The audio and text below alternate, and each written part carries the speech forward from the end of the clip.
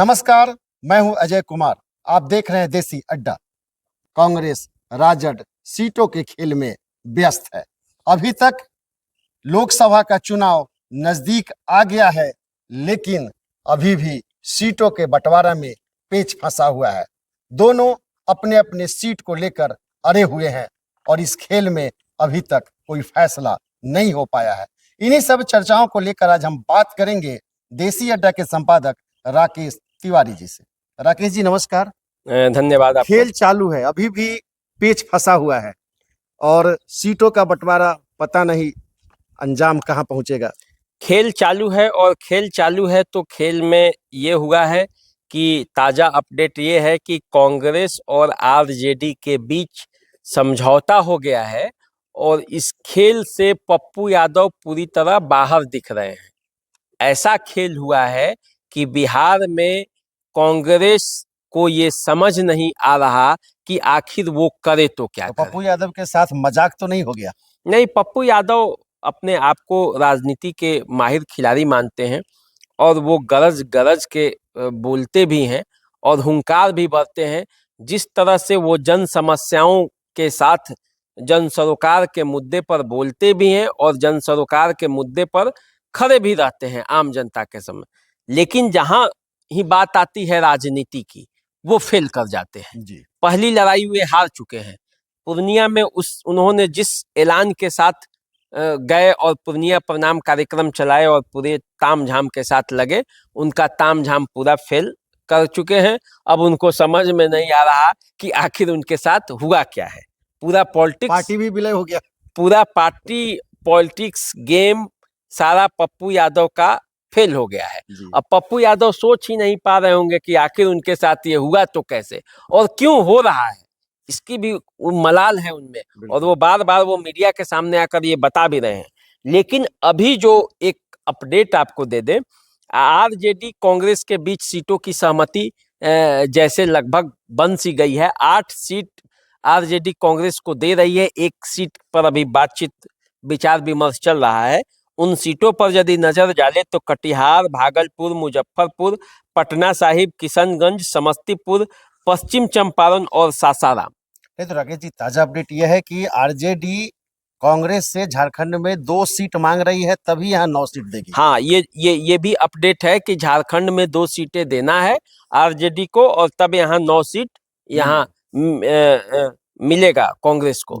तो इसमें कौन सी सीट होगी वो भी ये कांग्रेस के चॉइस पर नहीं है, वो आरजेडी के चॉइस पर है। देखिए, कटिहार पर कांग्रेस की नजर थी तारिक अनवर के लिए, लेकिन यहाँ डॉक्टर अशफाक करीम के लिए आरजेडी एड़ी चोटी लगा दी थी। हालांकि अब वो कटिहार पर मेहरबानी कर दिया है और कटिहार कांग्रेस के लिए छोड़ दिया है।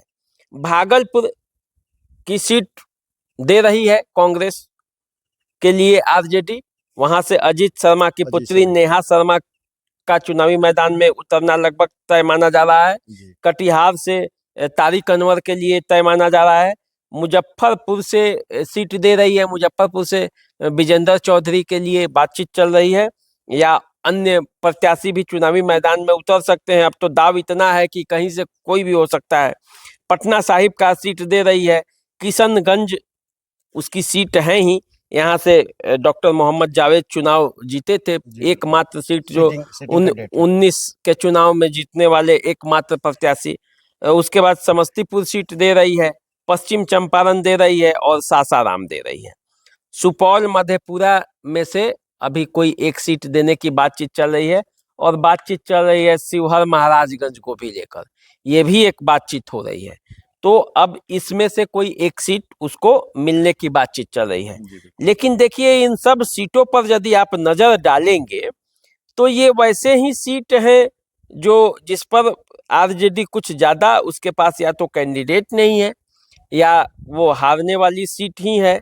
इसमें से कटिहार जहां पे कांग्रेस के पास एक मजबूत कैंडिडेट है, इसके अलावे आप भागलपुर को ले लीजिए, इसके अलावे आप मुजफ्फरपुर को ले लीजिए, पटना साहिब को तो आप जानते हैं, जनाधार आरजेडी के पास वहां नहीं रहा। हाँ, पटना साहिब को तो आप जानते ही हैं, सब शहरी इलाका है।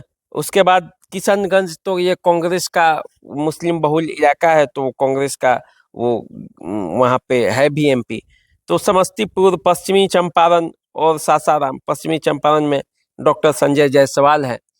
तो अब विरोधियों और विद्रोहियों और बागी प्रत्याशियों पर नजर है।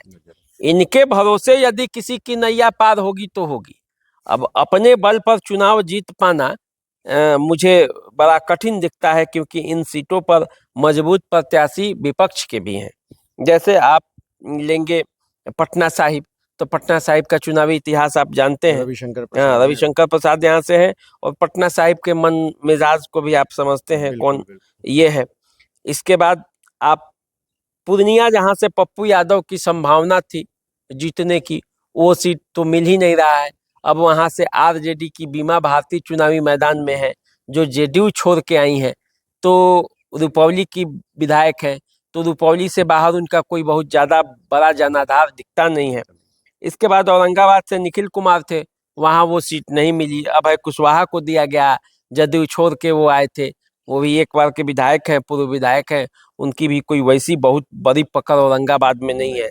हाँ, उसके बाद बेगूसराय आप आते हैं, जहां से कन्हैया कुमार के लिए कांग्रेस चाह रही थी, यहाँ भी वो मामला नहीं जमा। तो अब कुल मिलाकर देखा जाए तो आरजेडी, कांग्रेस और माले, भाकपा, वाम, लेफ्ट दल, ये सब अभी कुल मिलाकर पूरी तरह से तैयार नहीं हो पाए हैं। हालांकि आरजेडी ने कई सीटों पर सिंबल दे दिया है, लगभग 15 से ज्यादा प्रत्याशियों को सिंबल दे दिया गया है, उन्हें बता दिया गया है, वे क्षेत्र में चले भी गए हैं। तैयारी कीजिए और वे लगे भी हुए हैं। लेकिन कई सीटों पर जित छिड़ा हुआ है, अभी भी जंग की स्थिति है। तो कल शाम से ही चर्चा है कि कुछ ही घंटों में, कुछ ही पलों में घोषणा हो सकता है। लेकिन 24 घंटा बीत गए और अभी भी पेच फंसा ही है, वो आपस में माने जो है लड़ाई चालू ही है। तो ये कब तक संभावना है? अभी कब तक ये हो जाएगा? अभी आपको क्या लगता है? अभी वो चल रहा है। अभी पार्टी कार्यालय में बैठक हो रही है, पटना में भी बैठक, कई प्रत्याशी पहुंचे हुए हैं जिनके ये है, मेरे जो सूत्र बता रहे हैं उसके हिसाब से आज कल 1-2 दिन में अब मामला जल्द निपट जाएगा। मेन फंसा हुआ था पूर्णिया को लेकर, मेन फंसा हुआ था कटिहार को लेकर, मेन फंसा हुआ था बेगूसराय को लेकर। ये सब कुछ ऐसी सीटें थी। लेकिन अब जो देखने से लग रहा है कि कांग्रेस नेतृत्व आरजेडी के सामने सरेंडर की स्थिति में है, वो सरेंडर करने जा रहा है बिहार में, और इसीलिए कांग्रेस के नेताओं की परेशानी बढ़ गई है।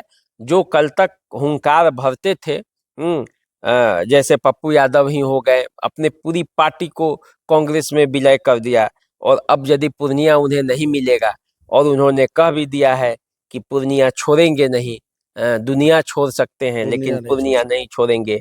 अभी भी वो कह रहे हैं कि पूर्णिया छोड़ना आत्महत्या करने के समान होगा। तो मेरा दफनाने का क्यों काम किया जा रहा है पूर्णिया में? तो पप्पू यादव शायद लगता है कि वो पूर्णिया छोड़ेंगे नहीं। हो सकता है कि कांग्रेस भी छोड़ दे, हो सकता है कि वो आरजेडी भी छोड़ दे, हो सकता है गठबंधन छोड़ दे, लेकिन वो पूर्णिया नहीं छोड़ने की बात पर अभी टिके हुए हैं। हालांकि राजनीति में कौन कब तक अपनी बातों पर टिका रहेगा, ये भी कहना अब मुश्किल है अभी के परिप्रेक्ष्य में। कब कौन कहाँ पलटी मारेगा और कब कितने देर तक बात पर टिका रहेगा, ये बात मैं दावे के साथ नहीं कह सकता हूं। इसीलिए हम लोगों को भी कई बार पलटना पड़ता है और पलट के बताना पड़ता है अपने दर्शकों को कि भाई ये बात नहीं है, ये बात है। क्योंकि नेता ही पलट जाते हैं, अंदर में बात कुछ बाहर कुछ, तो मामला वो खटाई में पड़ जाता है। तो आकलन लगा पाना भी मुश्किल हो जाता है। लेकिन देखिए, एनडीए अपनी तैयारियों में जुटा हुआ है। वो आईटी सेल करके पूरे बिहार पर वो नजर रखना चाह रहा है। देश भर में तो उसका सब अभियान चला ही रहा है। यदि हम लोग बिहार की बात करें तो बिहार में एनडीए अभी इंडिया ब्लॉक की तुलना में ज्यादा एकजुट दिख रहा है। हालांकि फूट उधर भी है, हालांकि गुस्सा उधर भी है, हालांकि जनता में भी गुस्सा है कई क्षेत्रों में। जिस तरह से टिकट का बंटवारा किया गया है, जिस तरह से अनदेखी किया गया है, जिस तरह से जनता के सवालों को नकारा गया है, जिस तरह से आश्वासन दिया था कई क्षेत्रों में टिकट काटने का और कई क्षेत्रों में नए प्रत्याशियों लेकिन को उसके देने बाद का। भी डिसिप्लिन कहीं ना कहीं तो दिखता है। लेकिन डिसिप्लिन दिखता है, लेकिन फिर भी कई क्षेत्रों में उसने भी प्रत्याशी का जो चयन भी हुआ, जो चेंज हुआ, उसमें भी कई जगह गड़बड़ियां हैं। आक्रोश उधर भी है, आक्रोश इधर भी है। जो अपने कार्यकर्ताओं के आक्रोश को शांत कर लेगा वही चुनाव में जीतेगा। तो इंडिया गठबंधन के आपसी लड़ाई में एक बार फिर पप्पू यादव का राजनीतिक करियर दांव पे लग गया है। न वो घर के रह गए हैं, न घाट के रह गए हैं। इंडिया गठबंधन चुनावी शंखानाद करके चुनावी बिगुल फूंक चुका है। वहीं अभी तक आपसी लड़ाई में इंडिया गठबंधन उलझा हुआ है। अब सीटों का नतीजा आपके सामने कब आता है, इंतजार कीजिए और हम आपके बीच एक बार फिर सारे विश्लेषण को लेकर हाजिर होंगे। मेरा नमस्कार स्वीकार कीजिए। नमस्कार।